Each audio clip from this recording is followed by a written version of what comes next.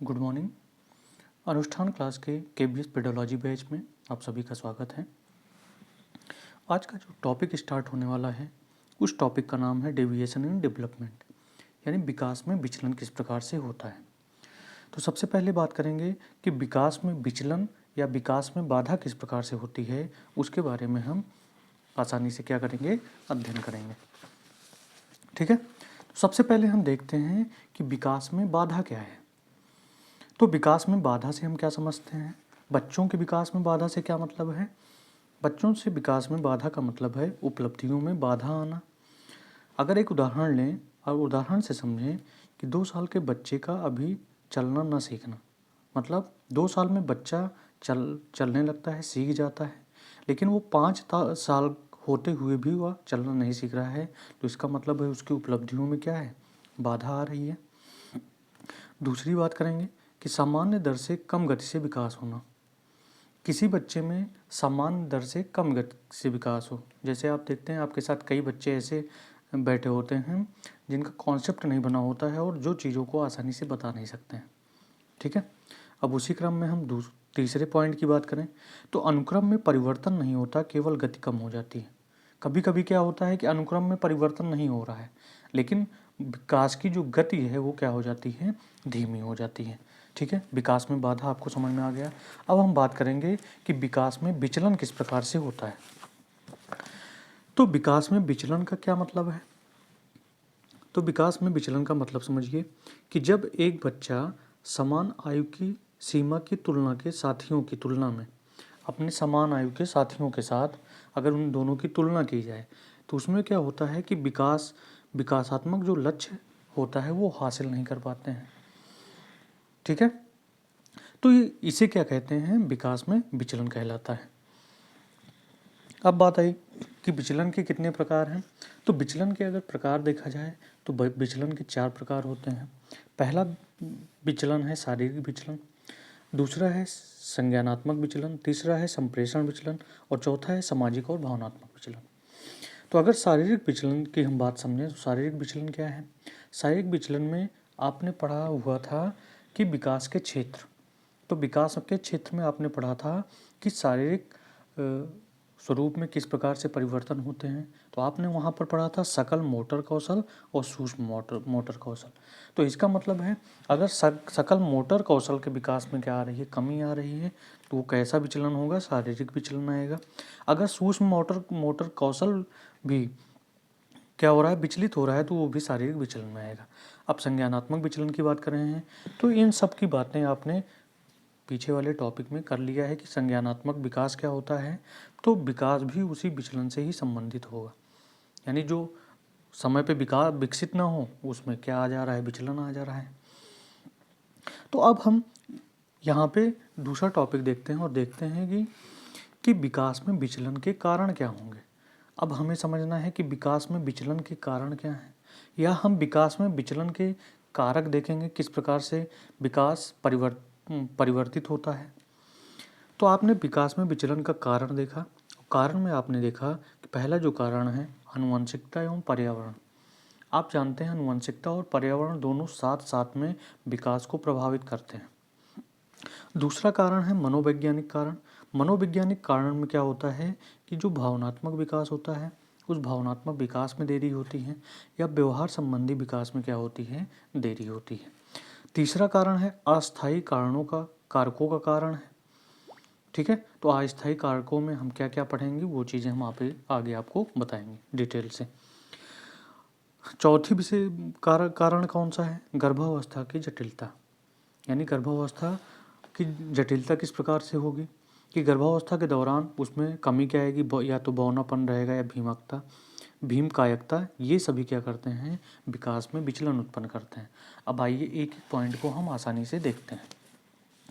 तो विकास के विचलन में पहला हम पॉइंट जो देखेंगे, पहला पॉइंट है आनुवंशिकता और पर्यावरण। ठीक है, तो आप जानते हैं विकास में वंशानुगत कारक और पर्यावरणीय कारक दोनों क्या करते हैं, दोनों क्या करेंगे, विकास को प्रभावित करेंगे।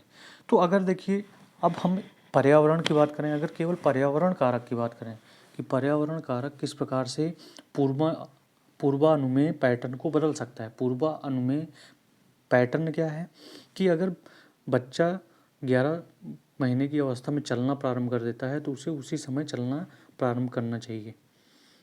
या बच्चा पूरी तरह से 2 साल में चलना सीख जाता है तो वो भी 2 साल के अंदर 2 साल में ही चलना सीखे। अगर वो 5 साल में सीख रहा है या 5 साल में भी वो चल नहीं पा रहा है तो हम क्या कहेंगे कि विकास में विचलन आ गया है। तो हम पहला टॉपिक पढ़ेंगे। पहला टॉपिक है प्रतिकूल पर्यावरणीय विकास। अब प्रतिकूल पर्यावरणीय विकास से पूर्वानुमेय पैटर्न में किस प्रकार से चेंजिंग आएगी, किस प्रकार से बदलेगा, उसको हम ध्यान से देखते हैं। तो यहाँ पर देखेंगे कि प्रतिकूल पर्यावरणीय परिस्थितियाँ विकास के पूर्वानुमेय पैटर्न को अस्थायी तथा स्थायी रूप से बदल सकती हैं। किस प्रकार से बदलती हैं? जैसे यदि कोई बच्चा है और उच्च स्तर के तनाव और संघर्ष वाले घर में बड़ा हुआ है, कोई बच्चा है जहाँ पे हर समय क्या होता है, तनाव होता है और संघर्ष हो चालू रहता है, तो वहाँ पर बड़ा होने वाला बच्चा, उसमें परिवर्तन क्या आएगा, तो उससे उनके भावनात्मक और सामाजिक विकास पर नकारात्मक प्रभाव पड़ता है। इससे क्या पड़ेगा बच्चे पर भावनात्मक और सामाजिक विकास पर नकारात्मक प्रभाव पड़ेगा।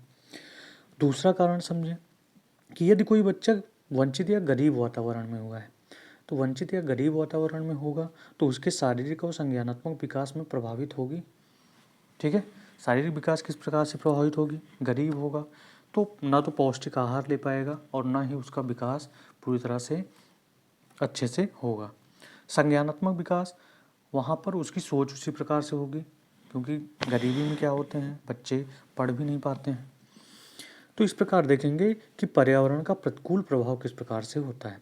अगर पर्यावरण का सकारात्मक पर्यावरणीय परिस्थिति देखें तो हम देखेंगे कि अगर बालक को सकारात्मक पर्यावरण मिल रहा है तो वह उसमें क्या होगा, उसमें सकारात्मक प्रभाव पड़ेगा। जैसे कि एक सहायक और पोषण वाली करने वाली पारिवारिक वातावरण, अगर किसी बच्चे के यहाँ सहायक और पोषण करने वाले पारिवारिक वातावरण है तो उसका विकास कैसा होगा, उस पर सकारात्मक प्रभाव पड़ेगा। ठीक है, अब दूसरे कारण की ओर चलते हैं और मनोवैज्ञानिक कारण देखते हैं कि मनोवैज्ञानिक कारण से विकास में विचलन किस प्रकार से होता है। तो विकास में विचलन या विचलित विकास में हम पढ़ेंगे मनोवैज्ञानिक कारण। तो आप देखेंगे मनोवैज्ञानिक कारण में क्या है कि जो बच्चे मनोवैज्ञानिक विकास में विचलन का अनुभव करते हैं उनमें परिवर्तन क्या होगा, वे सामाजिक और भावनात्मक कौशल उसमें क्या हो जाते हैं, डेवलप नहीं हो पाते हैं। जैसे संबंध बनाना और बनाए रखना, भावनाओं को नियंत्रित करना और नई परिस्थितियों को अपनाना। ठीक है, तो उदाहरण के लिए देखेंगे कि एक बच्चा जिसने आघात या दुर्व्यवहार का अनुभव किया है, एक ऐसा बच्चा है जिस पर आघात हुआ है, दुर्व्यवहार का अनुभव कर रहा है, तो यानी उसको आप जानेंगे तो उस बच्चे को कभी भी दूसरों पर क्या होगा, भरोसा नहीं होगा और परिणाम स्वरूप व्यवहार संबंधी समस्याएं हो सकती हैं। तो ये आपका कैसा कारण है, मनोवैज्ञानिक विकास में विचलन का कारण है। अब हम समझेंगे कि मनोवैज्ञानिक विकास में विचलन का ये कारण किस प्रकार से आया। तो आप पहला पढ़ेंगे कि पुअर हेल्थ, यानी अगर खराब स्वास्थ्य है तो खराब स्वास्थ्य से बच्चे पर क्या प्रभाव पड़ेगा। खराब स्वास्थ्य बच्चे के शारीरिक और संज्ञानात्मक विकास को प्रभावित कर सकता है। उदाहरण के लिए अगर हम देखें कि एक बच्चा जिसे पुरानी बीमारी या विकलांगता है तो उसे शारीरिक गतिविधियों में भाग लेने में क्या होगी, कठिनाई होगी, यानी उसमें संज्ञानात्मक विकास कैसा होगा, देर से उत्पन्न होगा। दूसरा अगर हम कारण पढ़ें तो पढ़ेंगे कि अपर्याप्त पोषण। अब आप जानते हैं कि जिन बच्चों को पर्याप्त पोषण ना मिले, पर्याप्त खाना ना मिले बचपन में, तो वे शारीरिक और संज्ञानात्मक जो अनुभव होता है उसमें क्या होगी, देरी होगी, विलंब होगा। उदाहरण के लिए समझें कि एक बच्चा जो गंभीर रूप से कुपोषित है, अगर गंभीर रूप से कुपोषित है तो उसका वजन और कद उसकी उम्र के हिसाब से कम हो सकता है। ठीक है, तो संज्ञानात्मक विकास में क्या होगी, इससे देरी हो सकती है। अब तीसरा कारण है इमोशनल डिप्रीवेशन, यानी भावनात्मक अभाव। तो भावनात्मक अभाव और लगाव की कमी से बच्चे में क्या प्रभाव पड़ता है। भावनात्मक समर्थन और लगाव की कमी से बच्चे के सामाजिक और भावनात्मक विकास पर नकारात्मक प्रभाव पड़ सकता है। कैसा प्रभाव पड़ेगा, बच्चे पर कैसा प्रभाव पड़ेगा? सामाजिक और भावनात्मक विकास पर नकारात्मक प्रभाव। उदाहरण के लिए, अगर एक बच्चा जिसे उपेक्षित या परित्यक्त किया जाता है, जिसे हर समय परित्यक्त करते हैं, अलग कर देते हैं, तो उसे दूसरों से जुड़ाव बनाने में क्या होगी? कठिनाई होगी और उसका आत्मसम्मान क्या होगा? कम हो सकता है। उसके आत्मसम्मान में क्या आएगी? कमी आएगी। चौथी अगर विशेषता देखें तो चौथी विशेषता है lack of incentive to learn, यानी सीखने के लिए प्रोत्साहन की कमी।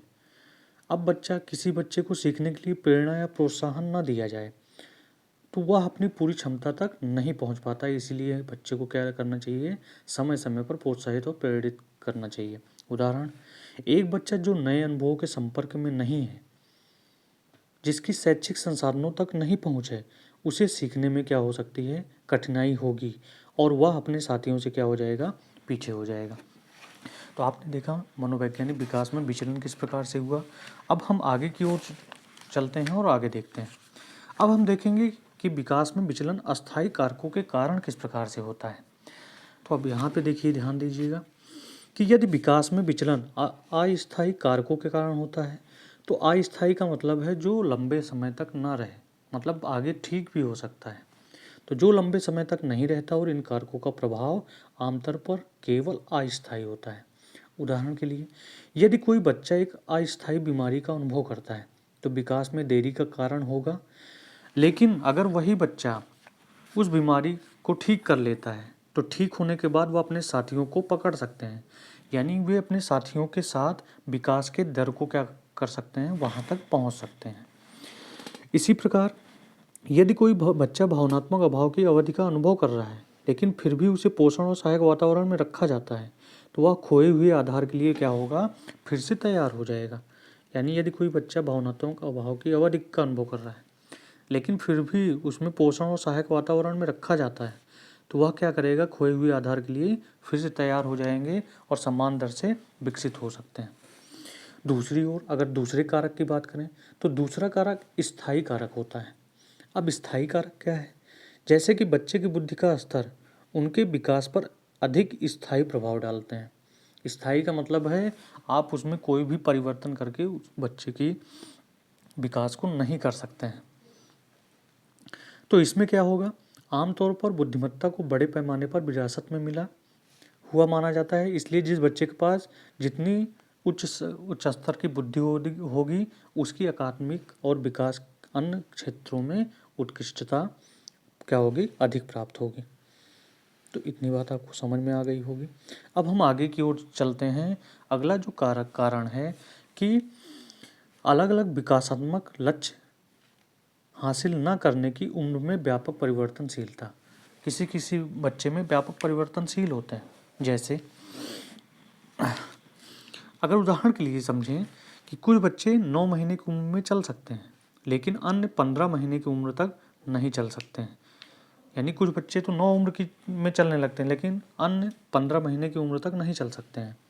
कुछ बच्चे 12 महीने की उम्र में बोलना शुरू कर सकते हैं लेकिन अन्य 18 महीने की उम्र में बोलना शुरू करते हैं। तो ये बच्चे में व्यापक परिवर्तनशीलता है।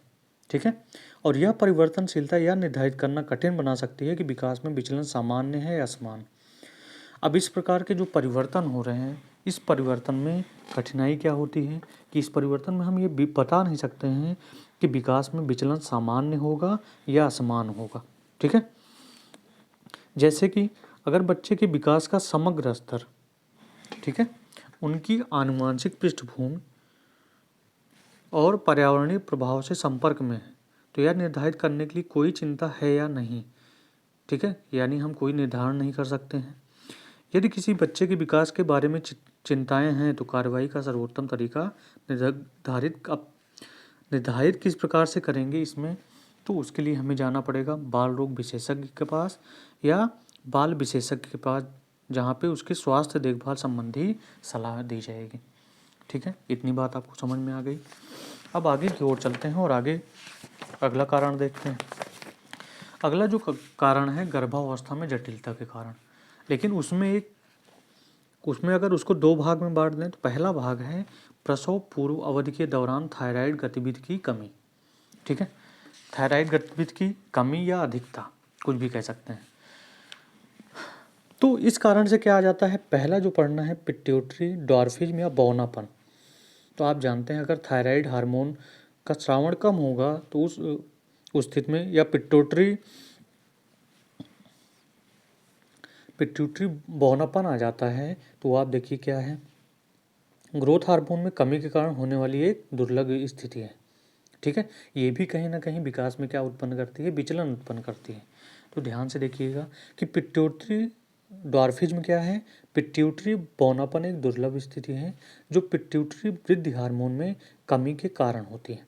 अगर पूछा जाए इसका कारण क्या है, तो पिट्यूटरी वृद्धि हार्मोन में कमी का कारण है। यह हार्मोन पिट्यूटरी ग्रंथि द्वारा निर्मित होता है और उचित वृद्धि और विकास के लिए आवश्यक है। ठीक है, अब देखेंगे पिट्यूटरी बौनापन वाले लोगों में बचपन के दौरान वृद्धि हार्मोन की क्या होती है, कमी होती है, जिसके परिणाम स्वरूप धीमी वृद्धि और विकास होता है।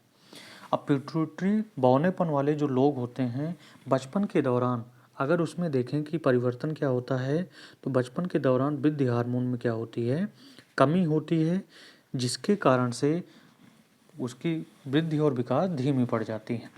ठीक है, अब अगर समझ में आए कि पिट्यूटरी बौनापन वाले लोगों का कद क्या होगा, कितनी लंबाई होगी, तो जिनकी वयस्क ऊंचाई होती है 4 फीट 10 इंच से कम होती है। ठीक है, 4 फुट 3 इंच, 4 फुट 5 इंच, तो इससे उन्हें अलग होने का आभास हो सकता है और सामाजिक चुनौतियों का सामना पड़ सकता है। तो ये भी आप देख रहे हैं कहीं ना कहीं विकास में विचलन उत्पन्न कर रहा है। जैसे कि खेल या अन्य शारीरिक गतिविधियाँ, इसके अलावा उन्हें ठीक से फिट होने वाले कपड़े और अन्य सामान खोजने में कठिनाई होती है। आप देखते हैं जिनकी हाइट छोटी होती है उनके नाप के कपड़े मिलते ही नहीं, तो उन्हें क्या होगा, कपड़े लेने में कठिनाई होगी। ठीक है, तो उसमें क्या आ जाती है, चुनौती आ जाती है। तो उसे उस समय शिक्षा में हम क्या परिवर्तन करेंगे कि उचित चिकित्सा उपचार और समर्थन प्रदान करेंगे। ठीक है, अब दूसरा कारण आ जाता है, पहला तो बौनापन कारण था, दूसरा क्या आ जाता है, भीम कायकता या लंबाई में वृद्धि हो जाती, बहुत लंबा व्यक्ति हो जाता है। तो अगले विशेषता क्या पढ़ेंगे, pituitary gigantism a rare condition caused by excess growth hormone. ठीक है, अब पिट्यूटरी जिग्नेटिज्म क्या है, भीम कायकता क्या है, पिट्यूटरी विशालता एक और भी दुर्लभ स्थिति है। किस प्रकार की दुर्लभ स्थिति है, अब इसमें पिट्यूटरी ग्रोथ हार्मोन के अत्यधिक स्रावण के कारण ऐसा आपके शरीर में परिवर्तन हो सकता है। अब यहाँ भी क्या होगा, यहाँ भी चुनौती क्या होगी, यहाँ भी चुनौती होगी कि अगर वो भीमकाय है तो आप देखेंगे उसके नाप करना तो कपड़ा मिलेगा, खेल और अन्य शारीरिक गतिविधियों में भी उसे क्या करना पड़ेगा, चुनौतियों का सामना करना पड़ेगा। ठीक है, इतनी बात समझ में आ गई है। अब आगे की ओर चलते हैं कि और किस प्रकार से बच्चों में विचलन का कारण हो सकता है। तो दूसरा कारण, जो बच्चे सभी क्षेत्रों में औसत रहने वाले हैं, बच्चे हैं जो हर विषय में लगभग ठीक ही हैं, औसत हैं, तो वो भी बच्चे क्या होते हैं, वो भी बच्चे कहीं ना कहीं विचलन का शिकार होते हैं। तो उसमें किस प्रकार से विचलन आती है उसके बारे में हम देखेंगे यहाँ पर। ठीक है, पहला पॉइंट देखते हैं कि कुछ बच्चे किसी विशेष क्षेत्र में धीमी शुरुआत करते हैं और फिर कुछ समय बाद पकड़ में आ जाते हैं। और कुछ बच्चे कैसे होते हैं, कुछ क्षेत्रों में विकसित होने में धीमे हो सकते हैं लेकिन कुछ समय बाद अपने साथियों के बराबर हो जाते हैं। उदाहरण के लिए, एक बच्चा बोलने के लिए सीखने में धीमा हो सकता है, लेकिन एक बच्चा बोलने के लिए सीखने में धीमा है, लेकिन एक बार जब उसमें भाषा कौशल का अभ्यास हो जाता है, विकास हो जाता है, तो वो क्या करता है कि अभ्यास करने और विकसित करने के अधिक समय हो जाने के कारण वो अपने साथियों को के लक्ष्य को, विकासात्मक लक्ष्य को क्या कर लेता है, हासिल कर लेता है। तो इस प्रकार से देखेंगे सभी क्षेत्रों में औसत रहने वाले बच्चों में भी किस प्रकार का परिवर्तन होता है। इसी में नेक्स्ट पॉइंट देखेंगे क्या, कि कुछ बच्चे अच्छी शुरुआत करते हैं लेकिन बीमारी या पोषण की कमी के कारण क्या हो जाते हैं, कमी के कारण विकास में विचलन उत्पन्न हो जाता है। और यह कमी किस प्रकार की होती है, अस्थायी कमी होती है। तो अस्थायी कमी को फिर से आसानी से पोषण की कमी पूरा कर सकते हैं। ठीक है, जैसे देखो, कारकों के कारण विकास में अस्थायी देरी का अनुभव हो सकता है। जैसे उदाहरण के लिए देखें कि एक बच्चा जो गंभीर रूप से ठीक हो रहा है, ठीक है, तो उसके शारीरिक या संज्ञानात्मक विकास में अस्थायी देरी हो सकती है। मान लीजिए पहले बीमार था लेकिन बाद में वो गंभीर बीमारी से उबर रहा था, बाहर आ रहा था। ठीक है, अब देखिए मानसिक रूप से मंद बच्चे अप्रत्याशित सुधार दिखा सकते हैं। ठीक है, जो मानसिक विकलांग बच्चे हैं अगर वो अप्रत्याशित सुधार कर सकें तो उसमें क्या करना पड़ेगा, हमें सही समर्थन और हस्तक्षेप करना पड़ेगा। उदाहरण के लिए अगर हम बात करें कि ऑटिज्म से पीड़ित बच्चा चिकित्सा और अन्य हस्तक्षेप की मदद से अपने सामाजिक और संचार कौशल में क्या कर रहा है, महत्वपूर्ण परिवर्तन कर रहा है। तो यानी मानसिक रूप से मंद बच्चे भी अप्रत्याशित सुधार दिखा सकते हैं। ठीक है, और कुछ बच्चे कैसे होते हैं, आगे की ओर चलें तो कुछ बच्चे देखेंगे, कुछ बच्चे सारे बच्चों से श्रेष्ठ होते हैं, उनकी प्रतिक्रियाएं बहुत अधिक होती, विविध होती हैं और जटिल होती हैं।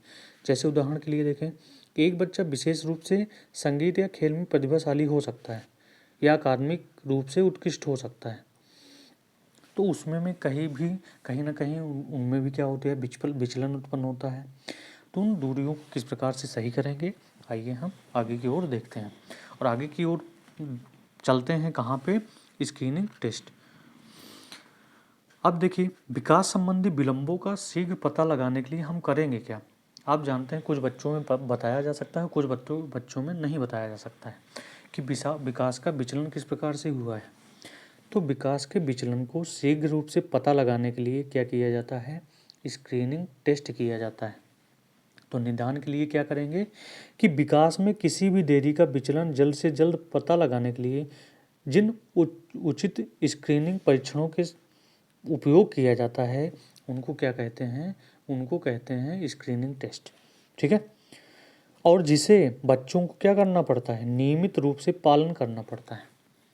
ठीक है, तो इसकी शुरुआत किस में करेंगे, आइए हम देखें। तो इसमें आ जाते हैं धीमी शुरुआत करने वाले बच्चे।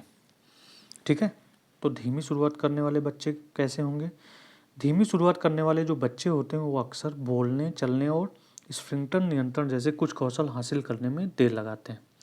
और बच्चों में ये किस प्रकार की देरी है, विकास में या अस्थायी प्रकार की देरी है, जिसे अधिक लगातार देरी हो सकती है। तो इसके लिए क्या करें, अगर इसके लिए समय पर स्वास्थ्य देखभाल पेशेवर की सहायता लें, जैसे कि बाल रोग विशेषज्ञ या बाल विशेषज्ञ। यानी अगर बच्चों की धीमी शुरुआत है तो उसको पहचानने के लिए हम क्या लेते हैं, स्वास्थ्य देखभाल पेशेवर को लेते हैं या बाल रोग विशेषज्ञ को चुनते हैं। ठीक है, और वह उसमें विकास संबंधी कारणों को आसानी से क्या कर सकता है, बता सकता है।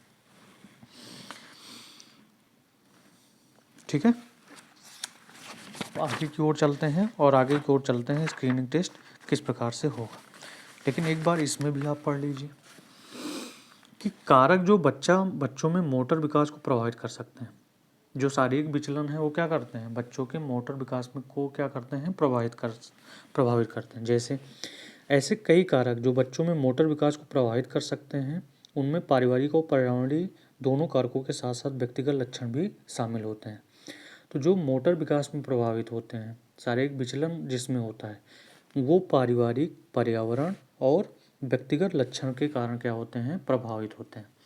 जैसे हम समझेंगे कि फैमिलियल और इन्वायरमेंटल फैक्टर्स क्या हैं, कि जिन बच्चों के माता पिता या भाई बहन विकासात्मक देरी से पीड़ित हैं, उनके स्वयं देरी का अनुभव करने की संभावना क्या हो सकती है, अधिक हो सकती है।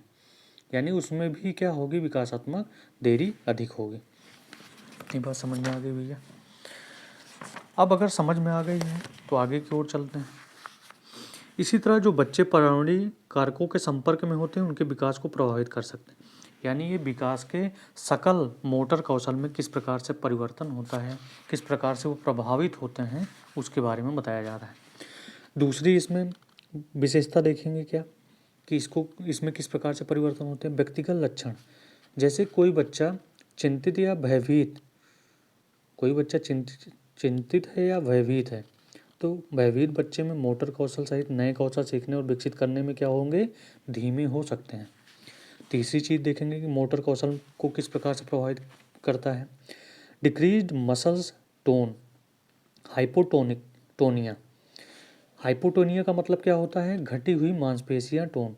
अगर पूछा जाए कि सकल मोटर कौशल में किस प्रकार से बालक विचलन उत्पन्न कर सकता है, किस कारण से हो सकता है, तो हाइपोटोनिया।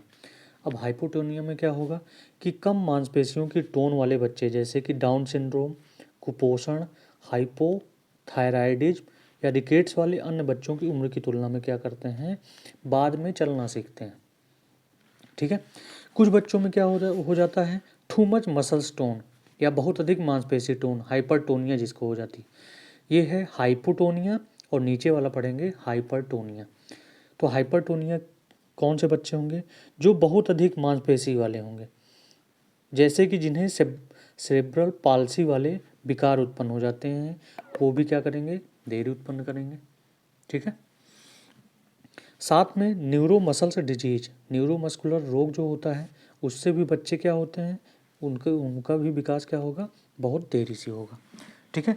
अब बच्चों का हम क्या करेंगे, इवैल्यूएशन करेंगे कि बच्चों में विकास संबंधी देरी का मूल्यांकन किस आधार पर करेंगे, उसको अब यहाँ पर बताया जा रहा है।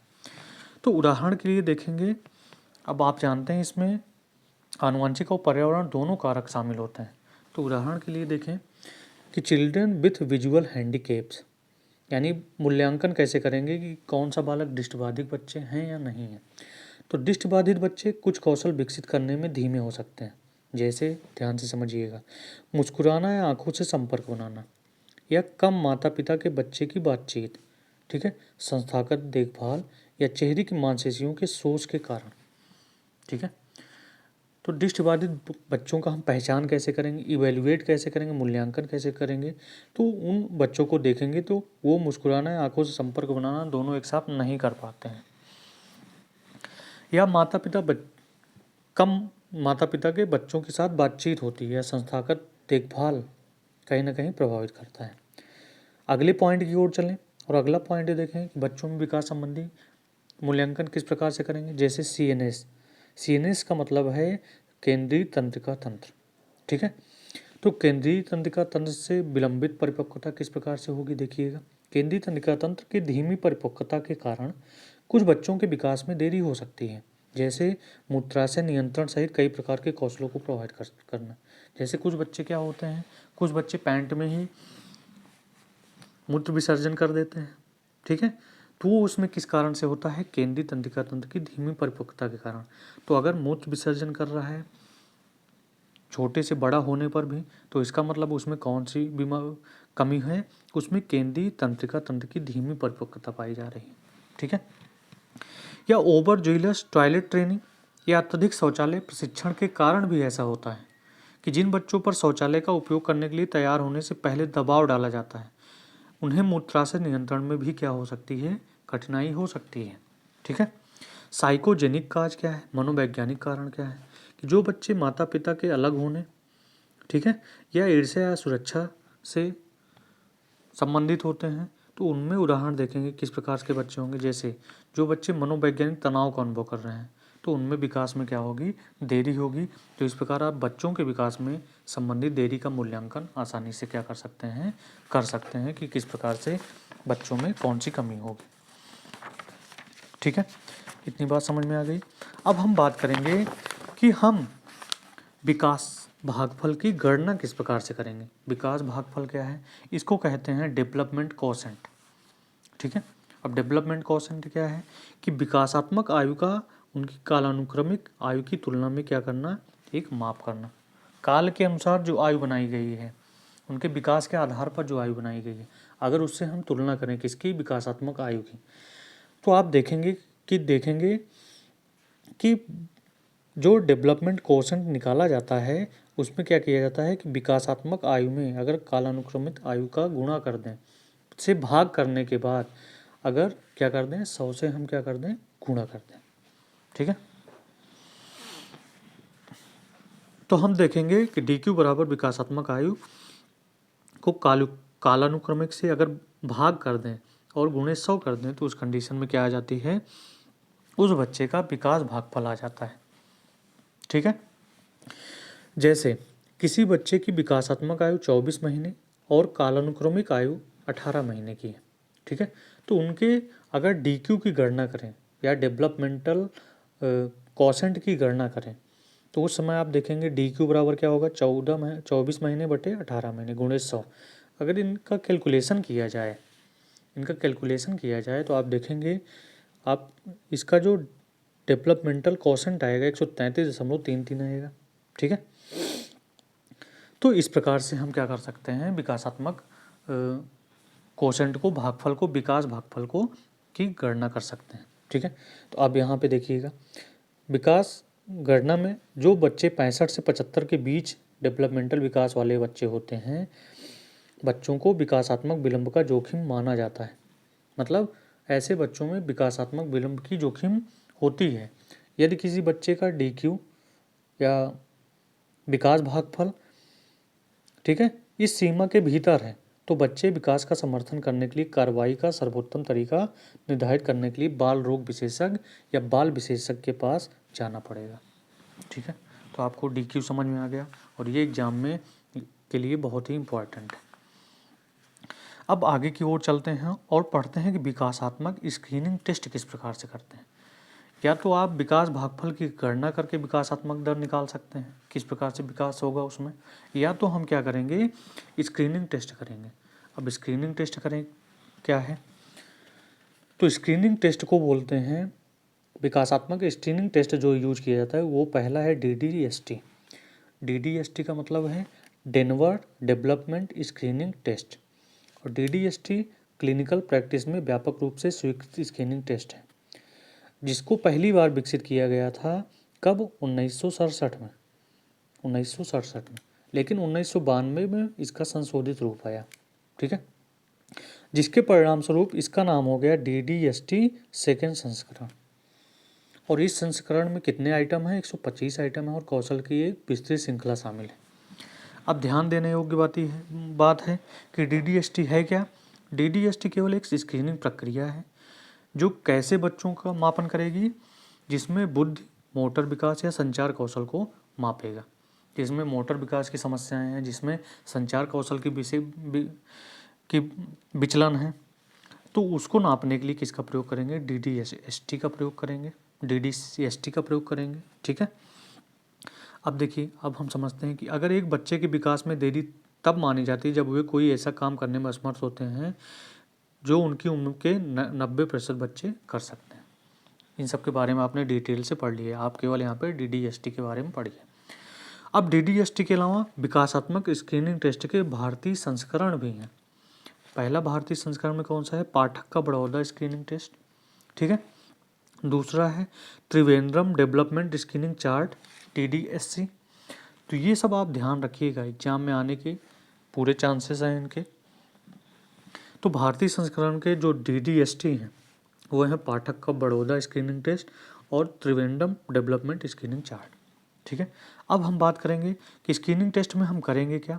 स्क्रीनिंग टेस्ट में किसी बच्चे के असमान होने का संदेह होता है तो उसे बुद्धि का आकलन करने के लिए विशिष्ट परीक्षणों से गुजरना पड़ता है। अब कौन कौन से परीक्षण स्क्रीनिंग टेस्ट के दौरान किए जाएंगे, तो वो है बेले के शिशु विकास का पैमाना, IT और बैचलर्स इंटेलिजेंसी स्केल। इन सब का हम क्या करेंगे, प्रयोग करेंगे स्क्रीनिंग टेस्ट में।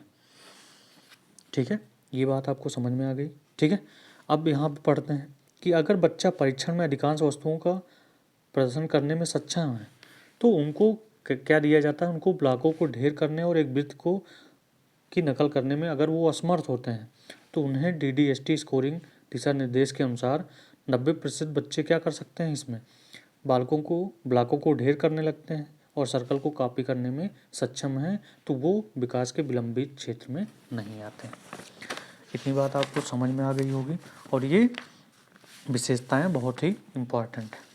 ठीक है, तो इतनी बातें आपको समझ में आ गई होगी।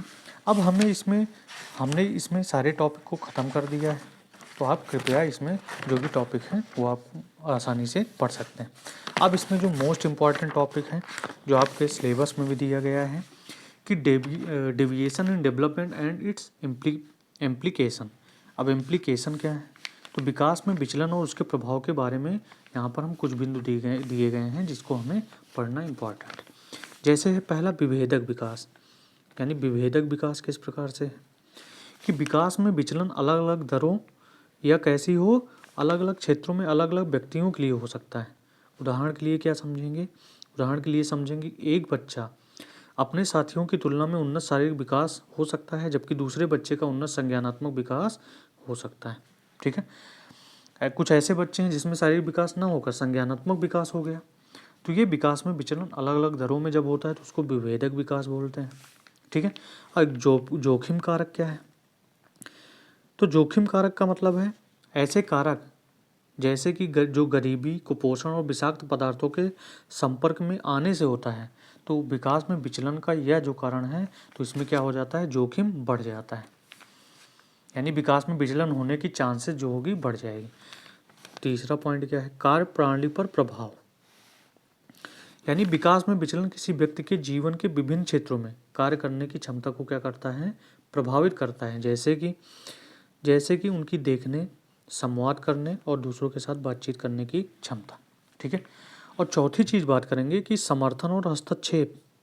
तो इसमें क्या करते हैं, प्रारंभिक पहचान और हस्तक्षेप विकास करके विकास के विचलन को कम करने में क्या किया जा सकता है, मदद किया जा सकता है और व्यक्तियों को उनकी पूरी क्षमता तक पहुंचने में सहायता की जाती है। तो ये हुए डेविएशन इन डेवलपमेंट, जो कि आपको अच्छी तरीके से समझ में आ गए होंगे। ठीक है, अब इसको एक उदाहरण से समझते हैं कि एक बच्चा आनुवंशिक स्थिति के साथ पैदा होता है, उसके शारीरिक विकास को प्रभावित करता है। नतीजतन क्या होता है, उन्होंने चलने और शारीरिक कार्यों को करने के लिए मोटर कौशल में संघर्ष में देरी की है। या हम कह सकते हैं बच्चों के माता पिता बच्चे के शारीरिक विकास में सहायता के लिए शीघ्र हस्तक्षेप और चिकित्सा सेवाओं की अगर तलाश कर लें तो उसी स्थिति में विकास की जो देरी है क्या किया जाता है, कम किया जा सकता है। ठीक है, तो इस प्रकार से हम देखेंगे कि आपका ये डेविएशन का चैप्टर जो है कंप्लीट हो गया, आपको अच्छे से समझ में आया हो गया। तो आप यहाँ पे पूरी इंश्योरेंस के साथ पढ़ रहे हैं तो कृपया अपने रिवाइज का प्रोडक्टिव बनाइए ताकि आप एग्ज़ाम में अच्छे से अच्छा कर सकें। तब तक के लिए जय श्री राम।